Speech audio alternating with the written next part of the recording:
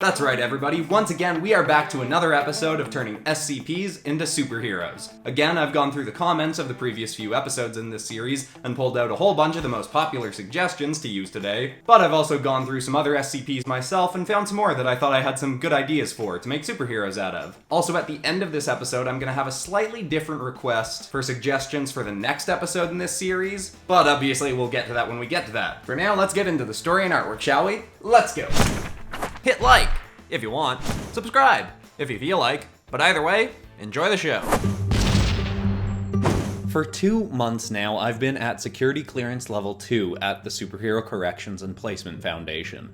I've become firmly familiar with most of our registered heroes, or at least the ones whose files haven't been withheld from me. And more importantly, in some cases, I've become familiar with the rivalries between some of our registered heroes and the villains that they face. You see, I've recently been charged with monitoring Hero Case 073, also known as Mecha Cain. He is a very agreeable hero with a myriad of incredible abilities. Most noticeable at a glance are his mechanical limbs. His arms, legs, and spine have all been replaced with cybernetic enhancements. We've inquired with him many times about where and how he received these enhancements, but he claims to have no memory of the event.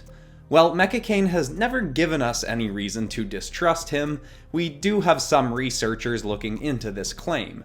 Based on the design and quality of work, we believe there is a chance that his limbs were forged by a shady mech dealer by the name of Benjamin Sharp, who works out of a garage in Boston, Massachusetts. Though, to be honest, his accent did seem to resemble that of a New Jerseyan as well. We received a quote from him on the matter, but it was not particularly helpful. Here is that quote now. "Look, I don't know nothing, lady. Maybe I did build this guy's tech, maybe I didn't. I build a lot of stuff. I can't remember all my clients. But even if I did, I wouldn't tell you. Look at you coming in here wearing a suit that looks like it costs more than my whole garage. I don't trust people like you. You know what I always say? Don't trust nobody with well-moisturized hands. Means they got all the priorities out of whack. Now get up out of here and stay out of my business, alright?" We will keep tabs on this man, but for the time being, we have no definitive links between him and 073. Anyway, beyond Mecha Cain's enhanced limbs, he also has the remarkable power to reflect pain back onto anyone who would do him harm. If a foe were to stab him, Cain would feel the pain of the blow, but would not be mortally wounded in any way. Instead, the person who assaulted him would acquire the stab wound themselves, and suffer whatever ramifications came from the injury. Mecha Cain also has a genius-level IQ and flawless photographic memory. Finally, he has the morals of a true hero. He wishes to do nobody harm and works to protect all he can, even trying to avoid taking damage from villains to ensure they do not do significant harm to themselves as he apprehends them. But one of the defining traits of Mecha Cain's superhero career has been his arch-rivalry with his villainous brother, Able. The villain is deserving of his own log in the future, but the Coles Notes versions of his powers are super strength, speed, and durability. He can spawn swords and weapons from nothing, and if anyone does manage to kill him, he always respawns after a few weeks within a steel box, which was at one point housed in a Foundation vault, but was recently stolen by hired goons of Able. When he manages to go on one of his villainous rampages, Able is incredibly difficult to stop, but luckily, Mecha Cain is the perfect counter to his brother. You see, 073 decades ago was the first person to ever kill his brother, the reason for which I have not been made privy to on Level 2 security documents. But because of this incident, anytime Able sees his brother, he bursts into a rampage and can't help himself from trying to kill Mecha Cain, despite knowing it will ultimately result in Able's own temporary demise. And so these two are locked in an endless struggle with one another. Perhaps someday they'll find a way to reconcile, and Mecha Cain will be able to halt his brother's villainous tirades for good. But regardless, it seems at least we'll always have a deterrent for Able in 073.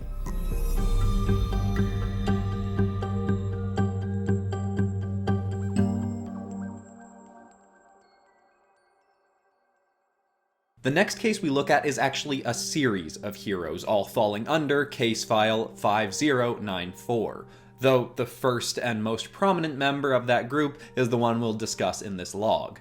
Her name is Zenya Chow, and her strengths are derived from an anomalous CD-ROM released in June of 1999 called Miss J's Whiz Schoolhouse. You see, this CD-ROM contains what we have determined to be a sentient computer program, the Miss J, named in the title, who can teach anyone to do anything they request in a very short amount of time.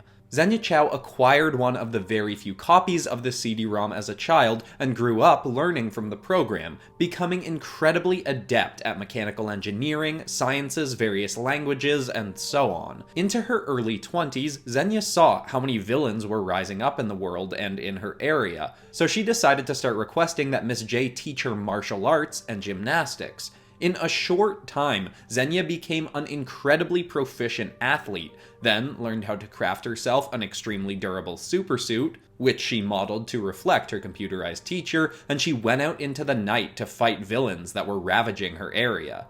She'd intended to copy a version of Miss J onto her phone so she could bring her teacher around with her, but quickly she found that it was impossible to make an actual copy of Miss J from the CD. So instead, Zenya created a sort of modernized, wrist-mounted, bulletproof Discman so she could carry her teacher with her in the field. That way, whenever she found herself in a situation where she needed to learn a skill that she didn't already have, she could quickly request that Miss J teach it to her. Zenya's exploits were quickly noticed by the Foundation, and we brought her in for questioning. She was very willing to provide all the information she had, and allowed us to run tests by giving others temporary access to Miss J's WizKids program. It seems anyone is able to learn at a rapid speed from the anomalous CD-ROM, and we have since hunted down 36 other copies of the disc from around the world. We then provided those copies to various field agents along with the means to carry Miss J around with them, like Zenya has. Ms. Chow now works with the Foundation and is one of many other Agents of J, as we call them, heroes with no anomalous super abilities per se, but with an incredibly powerful program that can teach them anything they need to know to face whatever villains they may come across.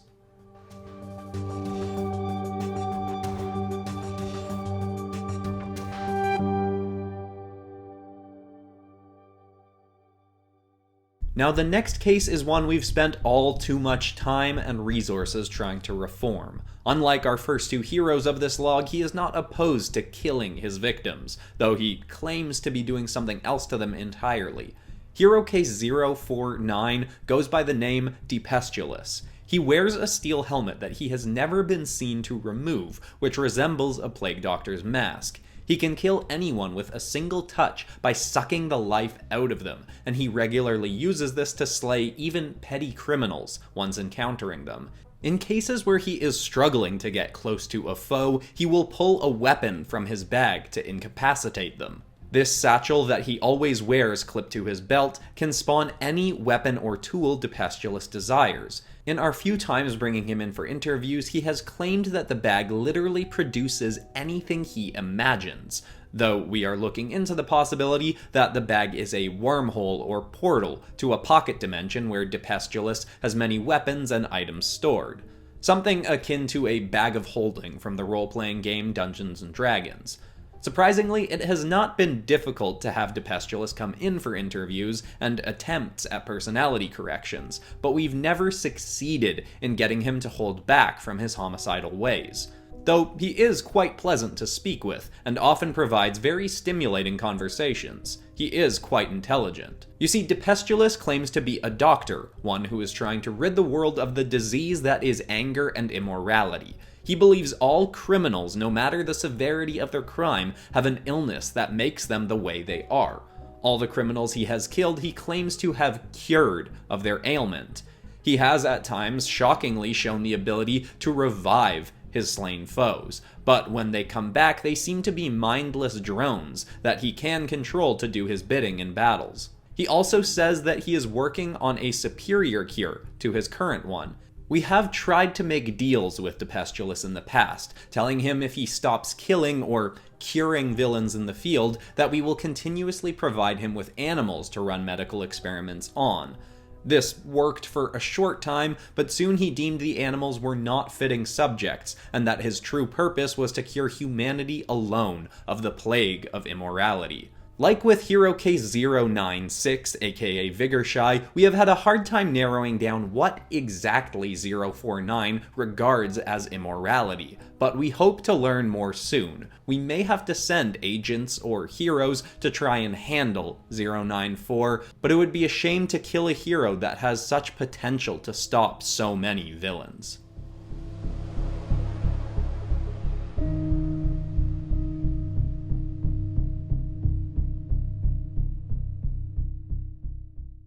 Finally for this log is a hero who originally came to us sick, malnourished, and panicked, in need of serious help with her abilities. Her name has been withheld for the safety of her civilian identity, but now that she has a handle on her abilities, Hero Case 187 goes by the codename Foresight. She has the ability to see the future of any object or being that she looks at, while simultaneously seeing them as they currently are. This dual vision, which she cannot turn off, felt like a curse to her when she first came to the Foundation, for many reasons. For one thing, she could see how many people around her would look once they died, seeing them as walking corpses, which itself is disturbing enough to see on a regular basis. On top of that, the reason she was malnourished was because she could see what all of her food would look like in the future once it had rotted or been digested, making it very hard to bring herself to eat. She was so distraught when she first came to us that we made her wear padded gloves at all times to ensure that she didn't harm herself or her anomalous eyes. But luckily we found ways to correct her problems. The issue with food was corrected by simply blindfolding her while she ate. On top of that, she was given many counseling sessions with Registry Hero 999 to deal with the anxiety that came from seeing how others would die or be injured in the future. It took time, but 187 did eventually start to see her ability as a gift, not a curse. After spending so much time at our Foundation, which deals so heavily with superheroes, 187 began requesting to train with some of our power specialists to learn how to use her powers for good. She realized that she could actually use her abilities to see what a villain would do next, so she could counter them. If they were about to fire on a civilian or flee a crime scene, she could see the move before it occurred and prevent it.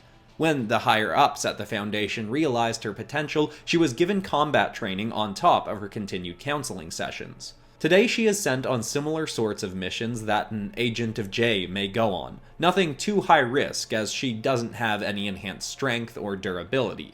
But I am pleased to say that now, thanks to Foundation support, 187 is a healthy, sound-minded hero with a passion for protecting people from their potentially gruesome fates. Now that she has earned our full trust that she will not harm herself, she has actually replaced her padded gloves with combat gloves with purple steel knuckles as a part of her crime-fighting attire. She's done so as a sort of nod to her past tortured self.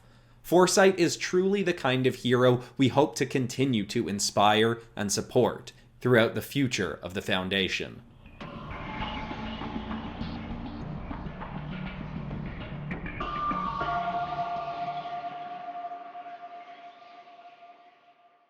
Admittedly, I don't think I like the art in this episode quite as much as the previous two episodes in this series, but hey, at least I got a Benny Sharp reference in this episode, huh? If you have no idea who that is, make sure to check out the famous animated characters as Mech Armors episodes. The narrator of those episodes is a pretty wacky guy, and they're set in the same universe as this series. And if you're new here, make sure to check out the other episodes in this series. There's 2 previous episodes, and for the next one, I want to ask people to give me suggestions for SCPs that would work really well as super villains. I'm thinking probably the Scarlet King, maybe Able because I referenced him in this episode. A bunch of the ones that I've done so far as superheroes obviously would have made good villains, but give me suggestions for ones that I haven't done yet that would make particularly good villains for this series. Also, I want to give a huge shout out and thank you to Kurt Studios, one of our awesome Discord moderators, and all the other people that were involved with making me this big congrats on 300,000 subscribers banner. It was super cool when they presented it to me last weekend, and I've ordered a print of it to put up in the background for a few weeks once it gets here. Thank you to everyone who's been with the channel for a long time, and to all you new subscribers, because by the time you're watching this, we're probably at like 312,000 subscribers. We've really been shooting up in the last few weeks, and this series has definitely been helping. But anyway, everybody, besides that, that's all for today. I'm Christian Pearson, this has been PopCross Studios, home of the nerdiest art videos on YouTube.